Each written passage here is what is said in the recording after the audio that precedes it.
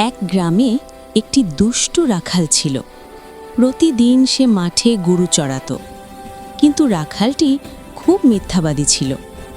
মজা করার জন্য প্রায় সে চিৎকার করত, বাঘ এসেছে, বাঘ এসেছে।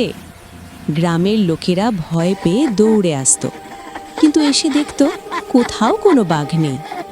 রাখাল তখন হাসতে হাসতে বলতো, আমি তো মজা করেছি। এভাবে কয়েকদিন যাওয়ার পর গ্রামের লোকেরা আর তার কথা বিশ্বাস করত না। একদিন হঠাৎ সত্যি সত্যি একটি বাঘ এলো। রাখাল খুব ভয় পেয়ে জোরে চিৎকার করল, বাঘ এসেছে, বাঘ এসেছে। কিন্তু এবার কেউ আর এলো না। বাঘ গরুগুলো ধরে নিয়ে গেল। রাখাল তখন চুপচাপ বসে বুঝল, যে বারবার মিথ্যা বলে তার সত্য কথাও একদিন কেউ বিশ্বাস করে না। শিক্ষা: কখনো মিথ্যা বলা উচিত নয়।